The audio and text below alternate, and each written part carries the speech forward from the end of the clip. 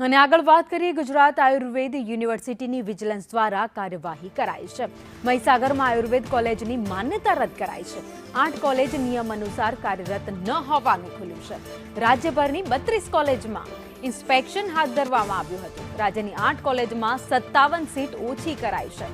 Panchmahal, Amreli, ખેડામાં seat ઓછી કરવામાં આવી છે, તો ગાંધીનગર, સુરેન્દ્રનગર, મહેસાણામાં પણ સીટ ઓછી કરાઈ છે।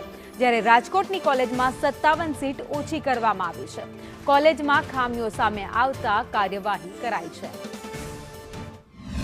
અમારી એક ધન્વંતરી કોઈડમ કોલેજ હતી, જેને ગયા વર્ષે પણ અમે માન્યતા રદ કરવા માટે અમારા સત્તામંડળમાંથી પ્રપોઝ થયેલું હતું, પણ પાછું એમને એક ડેડિકેટેડ કબૂલાતનામું કરતા અને એમને સુધારવાની તક આપવા માટે થઈને ગયા વર્ષે પણ અમે એમને એક મોકો આપેલો હતો। તમામ વસ્તુઓની રદ કરેલી છે અને આ વર્ષે અમે એફિલિએશન નથી આપ્યું।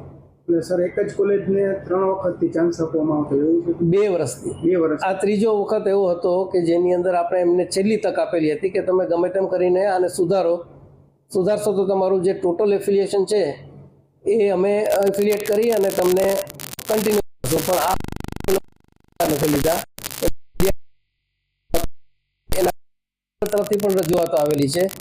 ઇવન એમના પ્રિન્સિપાલ તરફથી પણ અમને જાણવા મળેલું છે કે ભાઈ એમને ત્યાં ટીચિંગ સ્ટાફ ઓછો છે અથવા તો નહીવત છે, ત્યાં ઓપીડી આઈપીડી ચાલતી નથી, ટીચિંગ વ્યવસ્થા પણ નથી અને ઇવન એમનું ઇન્ફ્રાસ્ટ્રક્ચર પણ પ્રોપર નથી।